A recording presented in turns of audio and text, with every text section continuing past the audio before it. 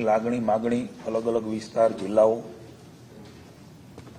Zone વિવિધ સંગઠનો ખેડૂતો ભારતીય કિસાન સંઘ ભાજપનો કિસાન મોરચો વગેરે દ્વારા સતત રજૂઆતો રાજ્ય સરકારને અને માનનીય મુખ્યમંત્રીશ્રીને મળતી રહેતી હતી. આપ સૌ ઘણાથી વિદિત છો. માનનીય મુખ્યમંત્રીશ્રીના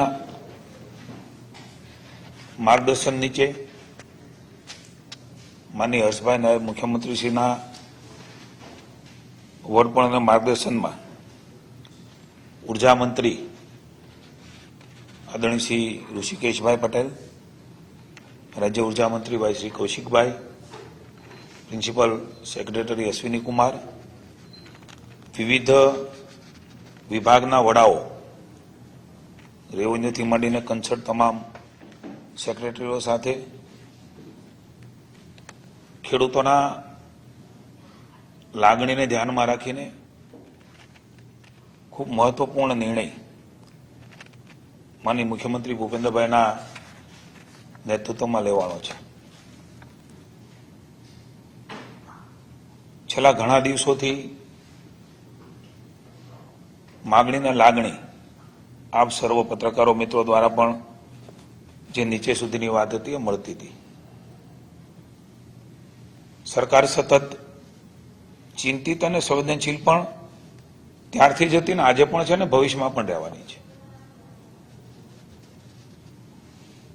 અલગ અલગ પ્રકારની મીટિંગો, તબક્કાવાર મીટિંગો અત્યારના ભવિષ્યમાં અને ભૂતકાળમાં એની જે કંઈ નિર્ણય થાય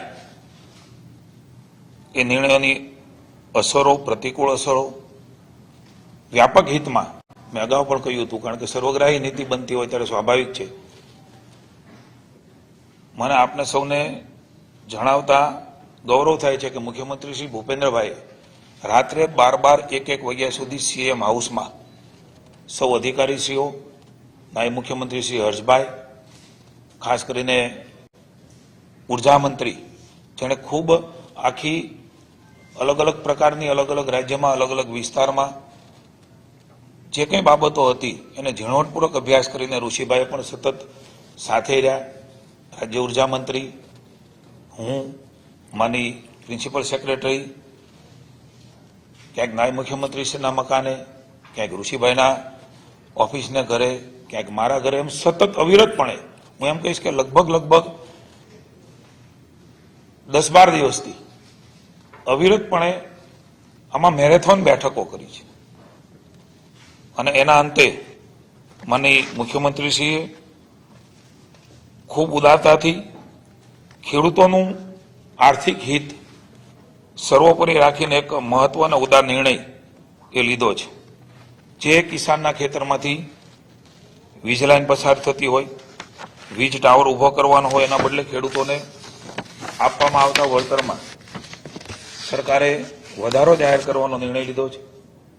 આ નિર્ણયથી રાજ્યના ખેડૂતોને તેમની જમીનનું યોગ્ય અને બજાર આધારિત વળતર હવે મળશે. ખેડૂતોના ખેતરમાંથી પસાર થતી વીજ લાઈન માટે અત્યાર સુધી ખેતરમાં વીજ પોલ કે લાઈન નાખવા માટે ખેડૂતોને જંત્રીના બમણા લેખે વળતર ચૂકવવામાં આવતું હતું.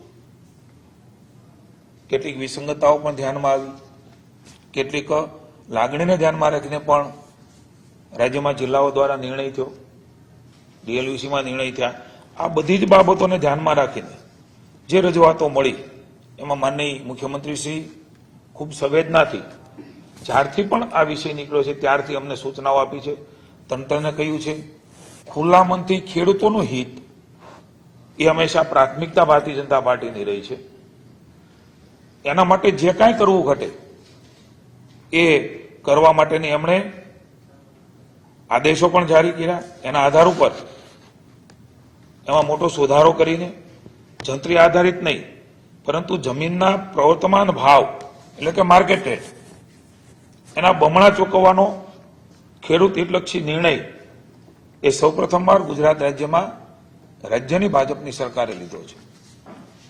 આ ઉપરાંત અત્યાર સુધી ખેતરમાં જે વીજ ટાવર એટલે કે બેઝ પાયા એ વાસ્તવિક માપ પ્રમાણે જ એનું વળતર મળતું હતું. એનાથી પણ આપ સૌને ખેડૂતો વિદિત છે. હવેથી ખેડૂતોના મદદરૂપ થવા માટે ટાવરના બેઝ વિસ્તારની દરેક બાજુએ એટલે કે 4 એના પાયા હોય છે. એ પાયાના છે એની આજુબાજુ એટલે કે વધારાનું 1 મીટર એ ગણતરીમાં લેવાનું રહેશે. ઉદાહરણ તરીકે આપને કહું તો 765 કેવીની લાઈન એ અગાઉ 625 ચોરસ મીટર લેખે વળતર અપાતું હતું. હવેથી આ 1 મીટર વધવાના કારણે એની જો ગણતરી કરીએ તો 729 ચોરસ મીટર લેખે આ રકમ એ ચૂકવવામાં આવશે. અગાઉ જમીન માલિકોના વળતર અંગે ફાઉન્ડેશન તબક્કે 40%, ઇરેક્શન વખતે 40% તથા વાયર લગાડ્યા બાદ 20% રકમ મુજબની ચૂકવણી થતી હતી. તેના બદલે જમીન માલિકોને એક સાથે અગાઉથી જ વળતર ચૂકવવાનું રાજ્ય સરકારે નિર્ધારિત કર્યું છે. આ બહુ મહત્વપૂર્ણ નિર્ણય એ ખેડૂતોની લાગણી હતી અને ક્યાંક ક્યાંક કઈ વાદ વિવાદ સંભવ હતો એને ધર્મોમાંથી નિરાકરણ કરવાનો પણ પ્રયાસ એ રાજ્યની સરકારે કર્યો છે. ખેડૂતોની જમીનની વાસ્તવિક બજાર કિંમત આપને અને કિસાનના મનમાં, કિસાનના જે પણ હિતેચ્છુઓ છે, સંગઠનો છે, એના મનમાં પણ જે એક પ્રશ્ન હું કહું ત્યારે આવવાનો છે બજાર કિંમત એટલે કઈ, એની પણ કારણ કે આ બધી જ બાબતો નક્કી કરતી વખતે આવા અનેક બાબતો અમારી સામે પણ અમારા મનમાં પણ ઉદ્ભવેલી. માની ઋષિભાઈએ, માની હર્ષભાઈએ ખૂબ ઊંડાણપૂર્વક એની ચર્ચાઓ કરી અને પછી જે પ્રકારે નક્કી કરવામાં આવ્યું છે એ પ્રમાણેની પારદર્શકતા કેવી રીતે હોઈ શકે. તો રાજ્ય સરકાર દ્વારા એમઆરસી જે માંગ હતી કે ભાઈ એમઆરસી મુજબ એની રચના થાય અને કિંમત એ પ્રકારે નક્કી થાય, તો એની પણ રચના કરવામાં આવશે. અને આ સમિતિમાં મહત્વનું નોંધવા જેવી બાબત છે, કદાચ આપ સૌના ધ્યાનમાં હશે, રાજ્યના ખેડૂતોના ધ્યાનમાં ન પણ હોઈ શકે. અસરગ્રસ્ત ખેડૂતોના પ્રતિનિધિ, કંપનીના પ્રતિનિધિ, ખેડૂતના ઓથોરાઇઝ માર્કેટ વેલ્યુઅર, કંપનીના ઓથોરાઇઝ માર્કેટ વેલ્યુઅર ને પણ આમાં સ્થાન આપવામાં આવશે, જેથી ખેડૂતોને પણ ક્યાંય વિસંગતતા લાગે, ક્યાંય એના મનમાં અન્યાયનો ભાવ ન આવે કે કોઈ એક વ્યક્તિએ નક્કી કરી લીધું. એ અને એના વેલ્યુઅર એ બંને આમાં સામેલ છે. માર્કેટ રેટ નિર્ધારણ કરવાની સમિતિ જે છે એમાં કલેક્ટરશ્રી, જમીન માલિકીના પ્રતિનિધિ, ટ્રાન્સમિશન સર્વિસ પ્રોવાઇડરના પ્રતિનિધિ, મેં કહ્યું એમ આ બધા જ આમાં સામેલ રહેશે. બીજી તરફ વીડલાઇનના રાઇટ ઓફ વે કોરિડોર માટે એમઆરસી દ્વારા નિર્ધારિત થયેલ બજાર કિંમત, પુનઃ કહું છું, ડીએલવીસી નહીં, એમઆરસી દ્વારા એટલે ખેડૂતો, કંપની અને કલેક્ટર કચેરી જે નક્કી થશે એ પ્રમાણે ગ્રામ્ય વિસ્તારની બજાર કિંમતના 30%, નગરપાલિકા વિસ્તારની કિંમતના 45% અને મહાનગરપાલિકા વિસ્તારની બજાર કિંમત, વાસ્તવિક બજાર કિંમત, હું એક ઉદાહરણ પણ આપને આપવા માંગીશ જેનાથી ઘણી બધી ક્લેરિટી આપવાનો પ્રયાસ છે સરકાર દ્વારા કરી રહ્યા છે.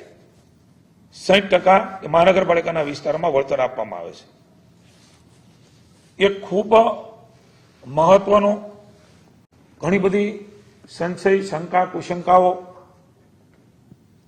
એક ઉદ્ભવતી હતી, એનું પણ નિરાકરણ આદરણીય ભૂપેન્દ્રભાઈ પટેલે એ અમને બધાને આપ્યું છે. આમાં ઉદારતા દાખવીને ખેડૂતોને અગાઉ જૂના ભાવ પ્રમાણે જેણે વળતર મેળવી લીધું છે, પરંતુ વીજ લાઈનનું કામ એ હજી પ્રગતિમાં છે, એટલે કે ચાલુ છે. એ વીજ લાઈનોમાં તમામ ખેડૂતોને આ નીતિનો લાભ એ મળવા પાત્ર રહેશે. એક ઉદાહરણ તરીકે, આ માત્ર એક ઉદાહરણ છે. એ ઉદાહરણ કોઈ અલગ અલગ રીતે પોતાની રીતે સેટ ન કરે, એટલે પુનઃ એક વાત કરું છું, રાજ્ય સરકાર ઉદાહરણ આપીને સમજાવવાનો પ્રયાસ કરે છે. દાખલા તરીકે મોરબીનું જેતપર ગામ એના ડીએલવીસીના જે ભાવ છે એ ભાવ પ્રમાણે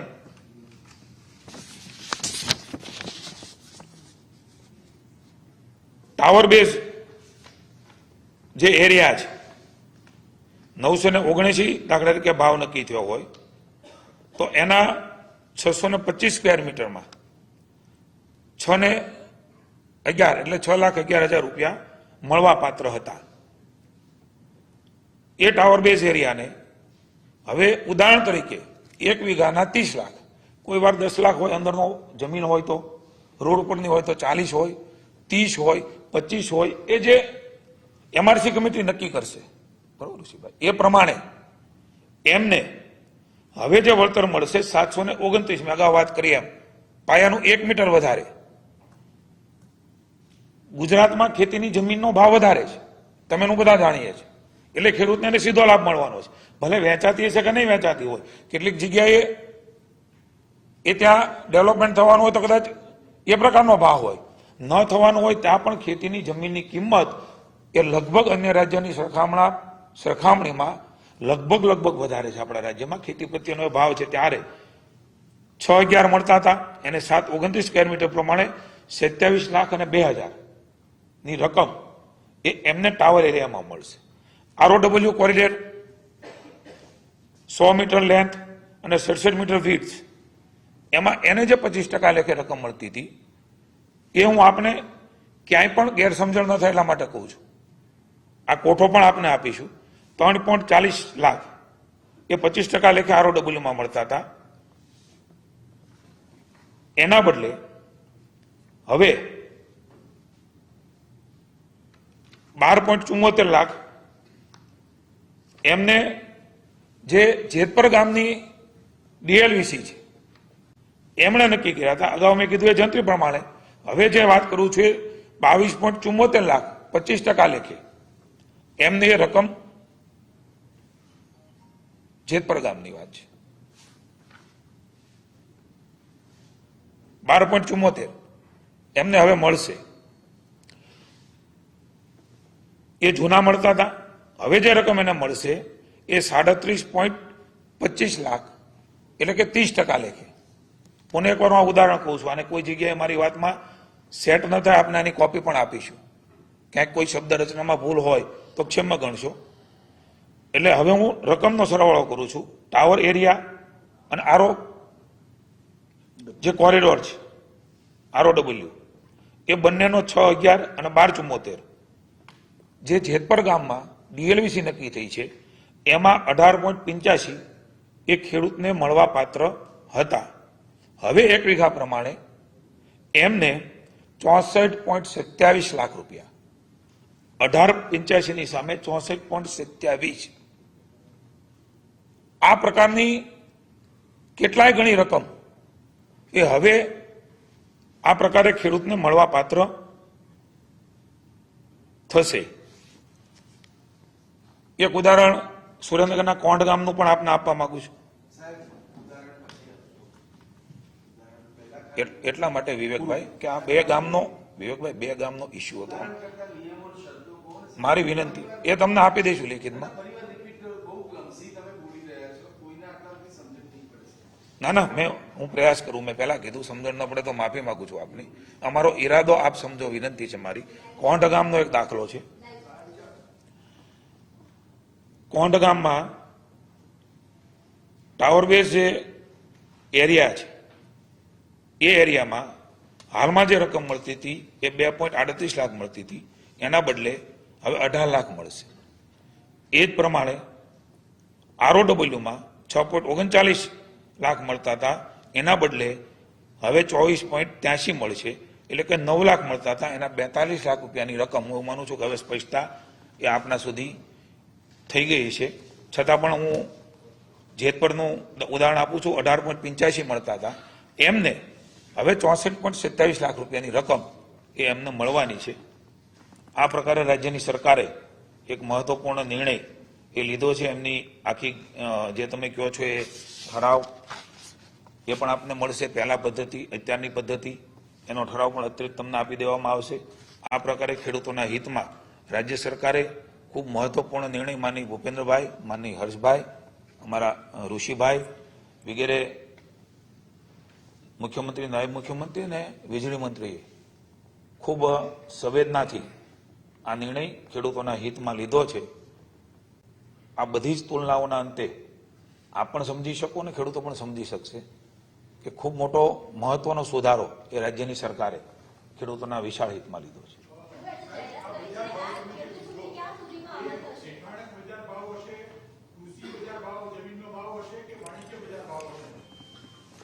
આ વિષયની અંદર ખેતી લાયક જમીન હોય અને ઇન્ડસ્ટ્રીયલ એરિયા ન હોય તો કોમર્શિયલ વિસ્તાર ના હોય અને કેવળ ખેતી જ થતી હોય તો એ ખેતી લાયક ભાવ નક્કી થશે. પહેલા આપણા ત્યાં જંત્રીના ડબલ કરી અને એનું ચૂકવણું થતું હતું. હવે એની જગ્યાએ એમઆરસી કમિટીની રચના કરી છે. એમઆરસી કમિટીની રચના એ ખેડૂતોના હિતને ધ્યાન રાખી કેન્દ્ર સરકારનો જે પરિપત્ર છે એમાં બજાર મૂલ્ય લખ્યું છે. એટલે બજાર મૂલ્ય કેવી રીતે નક્કી કરવું? જંત્રીના ભાવે, ડીએલવીસી દ્વારા, પરંતુ એ આખી મિકેનિઝમ છે. એ મિકેનિઝમ યોગ્ય અને યોગ્ય જમીનના બજાર મૂલ્ય મળી રહે એના માટે ખેડૂતના પ્રતિનિધિઓ પણ હશે, ખેડૂતના વેલ્યુઅર પણ હશે, કંપનીના હશે અને બંને વેલ્યુઅરોના જે વેલ્યુ આવે એટલે 20% કરતા જો વધારે ડિફરન્સ હોય તો એમાં કલેક્ટરે પણ પોતાના વેલ્યુઅર દ્વારા જે રકમ અને એની સરેરાશ કરી અને એની જમીનની કિંમત નક્કી કરવામાં આવશે. એટલે નહીં જંત્રી, નહીં ડીએલવીસી, હકીકતમાં સ્થળ ઉપર અને એ જગ્યા ઉપર એ ગામની અંદર શું માર્કેટ રેટ ચાલી રહ્યો છે, વાસ્તવિક બજાર મૂલ્ય નક્કી કરવાની વાત આપણે આમાં કરી રહ્યા છીએ. અને બજાર મૂલ્ય એટલા માટે કરીએ છીએ કે બજાર મૂલ્ય કરવાથી ઘણી વખત જંત્રીના ભાવ ઓછા હોય, ડીએલવીસી ની અંદર રેટ ઓછા હોય, એની જગ્યાએ આ એમઆરસી કમિટી ખેડૂતોને વચ્ચે સાથે રાખી એ બજાર મૂલ્ય નક્કી કરશે. સાહેબ, આ એમઆરસી એટલે માર્કેટ રેટ કમિટી, બરાબર? હવે આ માર્કેટ રેટ કમિટીનો નિર્ણય સર્વાનુમતે હશે, નહીં હોય એક જ મને એક વખત શાંતિપૂર્ણ રીતે સમજી હું બરાબર નહીં હોય તો ખેડૂત અપીલમાં જશે, અપીલમાં નહીં જાય તો એના ગ્રીવન્સનું શું થશે? નંબર 1 એક કામ.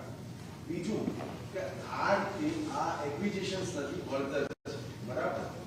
તો આ જ સિદ્ધાંત રાજ્ય સરકાર બીજી બાબતોમાં એપ્લાય કરશે. ડીએલવીસી જે પદ્ધતિ છે એ પદ્ધતિ શું બંધ થવાની?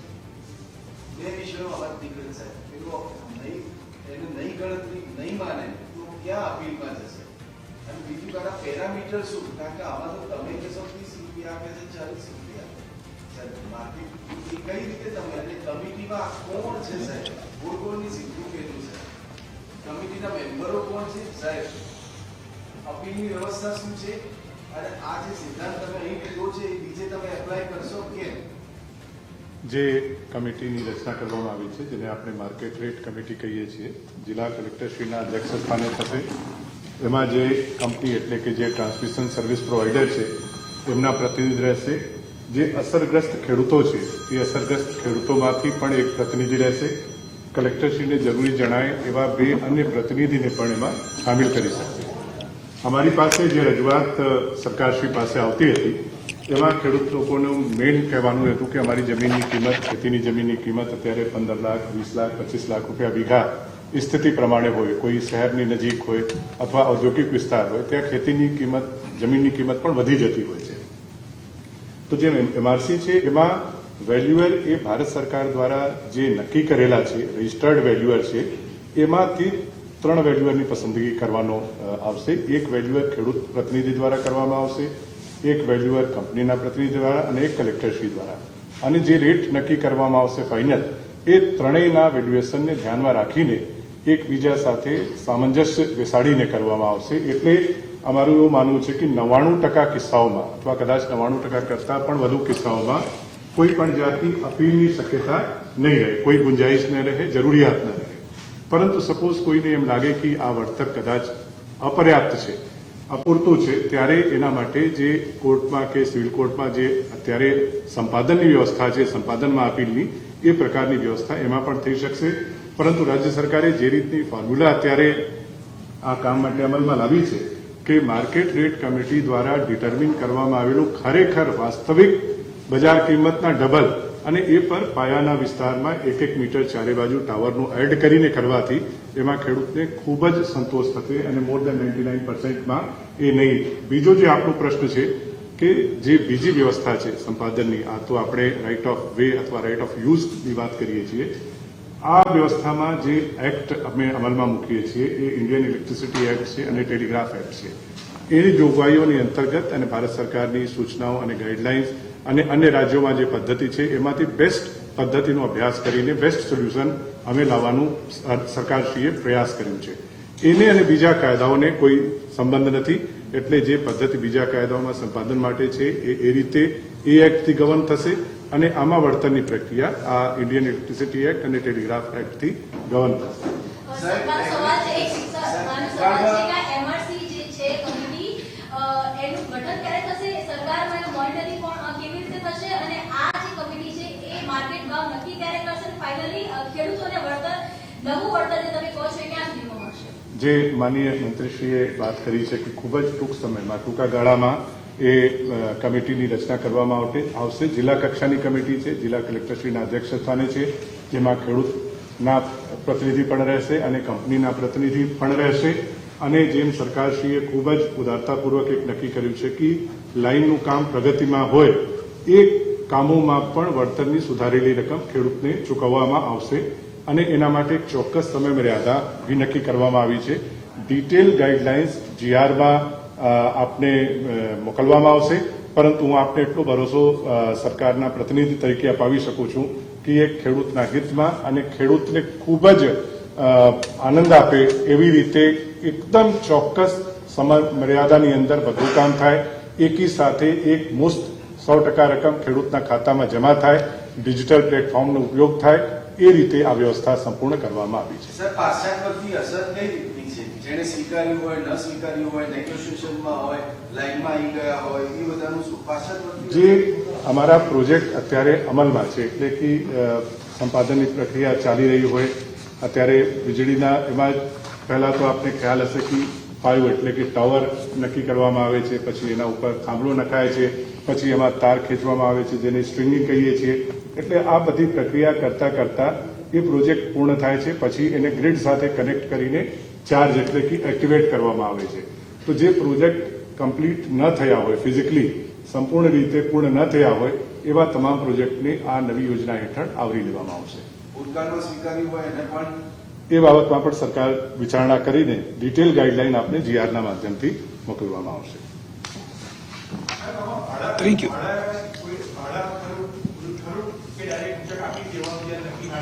100% એક મુશ્ત એકી સાથે ખેડૂતના એકાઉન્ટમાં રકમ જમા થાય અને ટોવરના કિસ્સામાં 1 મીટર જે રીતે સાહેબે કીધું વધારીને અને માર્કેટ રેટ કમિટી દ્વારા નક્કી કરેલ વાસ્તવિક બજાર ભાવના ડબલ એમને એક મુશ્ત આપવામાં આવશે. ROWમાં પણ ખરેખર વાસ્તવિક બજાર મૂલ્યના ગ્રામ્ય વિસ્તારમાં 30% એક સાથે આપવામાં આવે એ રીતની વ્યવસ્થા કરવામાં આવી છે.